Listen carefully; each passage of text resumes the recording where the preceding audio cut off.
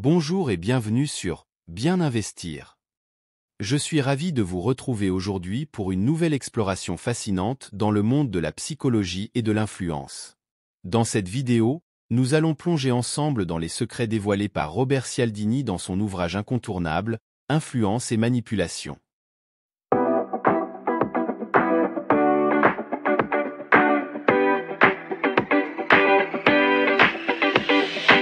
L'influence est un pouvoir souvent méconnu, mais omniprésent dans nos vies.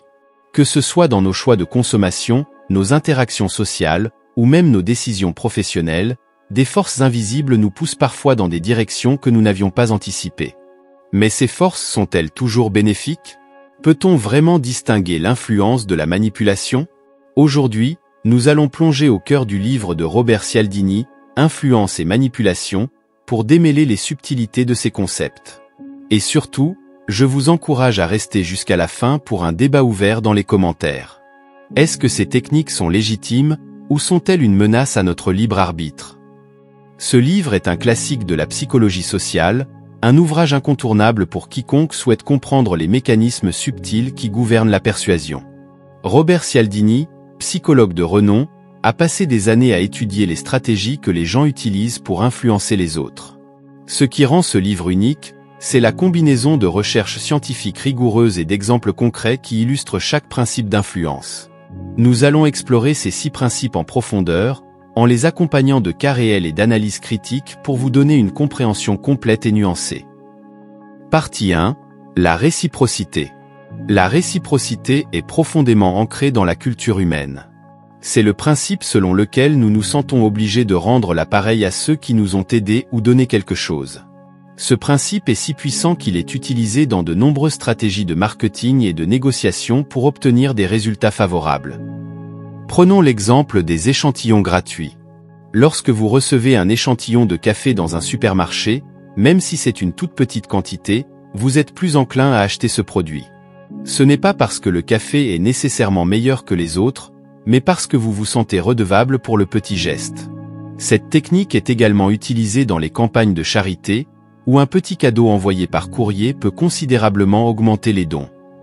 Cialdini dit, les gens se sentent obligés de rembourser les dettes sociales. Cela peut être aussi simple qu'accepter une boisson et se sentir obligé d'en offrir une en retour. Cette citation capture l'essence même de la réciprocité et montre comment elle peut être utilisée pour influencer nos comportements, souvent sans que nous en soyons pleinement conscients. Alors, la réciprocité est-elle une simple question de politesse ou peut-elle être une forme de manipulation subtile? Où tracer la ligne entre influence éthique et manipulation sournoise? Partagez votre avis dans les commentaires. Partie 2. L'engagement et la cohérence. Le besoin de cohérence est l'un des moteurs psychologiques les plus puissants de notre comportement.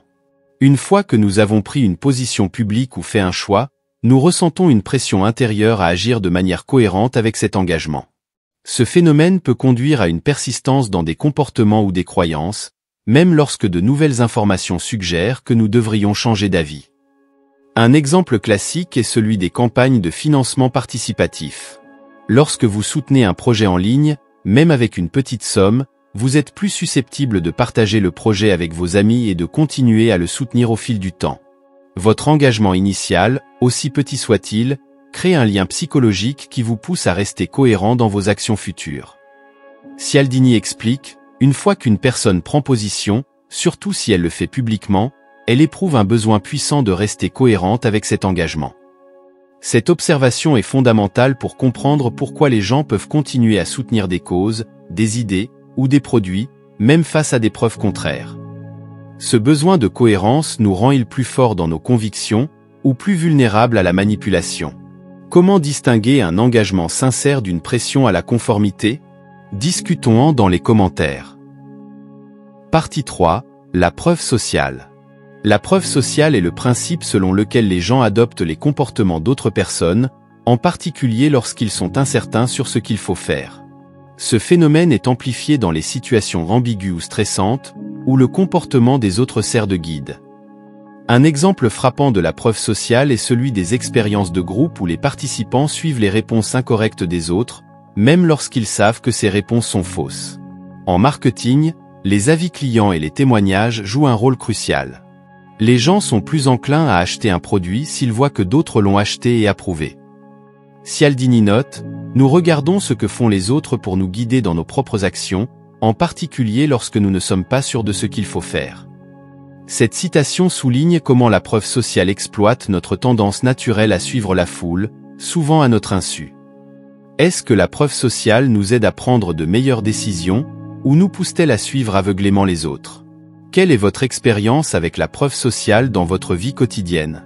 Vos réponses sont attendues dans les commentaires. Partie 4. L'autorité. Les gens ont tendance à obéir aux figures d'autorité, parfois même contre leur propre jugement. Ce phénomène est bien documenté, notamment à travers l'expérience de Milgram, où des participants ont infligé des chocs électriques à d'autres, simplement parce qu'une figure d'autorité leur en donnait l'ordre. Dans le monde des affaires, le titre de docteur ou professeur peut conférer une autorité considérable, même en dehors de son domaine d'expertise. Par exemple, un médecin recommandé pour un produit de santé est souvent perçu comme plus fiable, même si son expertise spécifique dans ce domaine n'est pas avérée. Cialdini dit, les gens obéissent aux figures d'autorité non pas seulement par respect, mais parce qu'ils croient que l'autorité est synonyme de compétence. Cette idée met en lumière la façon dont l'autorité peut être utilisée pour influencer les décisions des autres, parfois à leur détriment. La confiance en l'autorité est-elle toujours méritée? Dans quelle mesure les figures d'autorité peuvent-elles être utilisées pour manipuler les masses? J'aimerais entendre vos opinions dans les commentaires. Partie 5. La sympathie. La sympathie est un facteur clé de persuasion. Les gens sont plus enclins à être influencés par ceux qu'ils aiment ou avec lesquels ils se sentent en rapport. Ce principe est souvent exploité dans les ventes et le marketing, où la création d'un lien personnel avec le client peut conduire à une augmentation significative des ventes. Un exemple typique est celui des vendeurs qui cherchent à établir un rapport personnel avant de proposer un produit. Ce n'est pas seulement la qualité du produit qui est en jeu, mais aussi le lien émotionnel créé entre le vendeur et l'acheteur. Un autre exemple est l'utilisation des célébrités dans les publicités, où leur popularité et leur image sympathique sont utilisées pour vendre des produits. Cialdini écrit, nous sommes plus enclins à dire oui à ceux que nous aimons, apprécions ou admirons. Cette citation montre comment la sympathie peut être un levier puissant de persuasion, transformant des interactions commerciales en transactions émotionnelles. La sympathie est-elle un outil de persuasion légitime, ou est-ce une forme de manipulation émotionnelle? Avez-vous déjà été influencé par quelqu'un simplement parce que vous l'aimiez bien? Partagez vos expériences dans les commentaires. Partie 6. La rareté.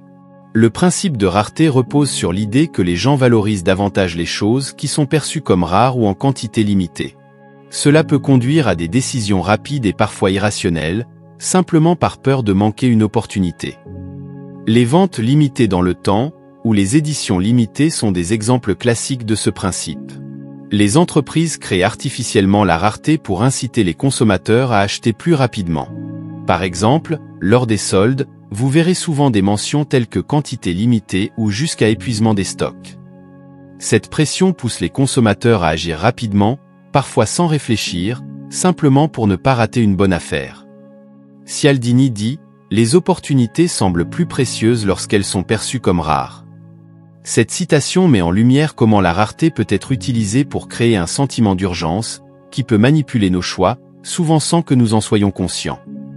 La rareté nous pousse-t-elle à des décisions que nous regrettons par la suite? Est-ce que l'illusion de la rareté peut être utilisée de manière éthique, ou est-ce toujours une forme de manipulation? Discutons-en dans les commentaires. Nous venons de parcourir les 6 principes d'influence décrits par Cialdini. Chacun de ces principes fonctionne parce qu'il exploite des aspects fondamentaux de la psychologie humaine. La réciprocité, l'engagement et la cohérence, la preuve sociale, l'autorité, la sympathie et la rareté ne sont pas seulement des concepts théoriques, ils sont à l'œuvre chaque jour dans nos interactions personnelles, professionnelles et commerciales. Comprendre ces principes est crucial pour naviguer dans un monde où l'influence est omniprésente, que ce soit pour se protéger de la manipulation ou pour influencer de manière éthique. Mais la vraie question reste, ces principes sont-ils éthiquement neutres, ou sont-ils intrinsèquement manipulatoires? Peut-on vraiment utiliser ces techniques de manière éthique, Ou est-ce que l'influence se transforme inévitablement en manipulation? Votre opinion est importante, et j'aimerais que vous la partagiez dans les commentaires. Comment percevez-vous ces techniques après avoir découvert les détails de leur fonctionnement? Je vous invite à vous joindre à ce débat. Laissez un commentaire pour dire ce que vous en pensez. Ces techniques sont-elles des outils légitimes d'influence, ou des armes de manipulation dangereuses? N'hésitez pas à partager vos expériences personnelles, positives ou négatives, avec ces principes d'influence. Merci d'avoir suivi ce résumé approfondi d'influence et manipulation de Robert Cialdini. Si vous avez apprécié cette vidéo, pensez à aimer, partager, et vous abonner pour plus de contenu sur la psychologie, le développement personnel et l'investissement. À très bientôt pour de nouvelles explorations intellectuelles.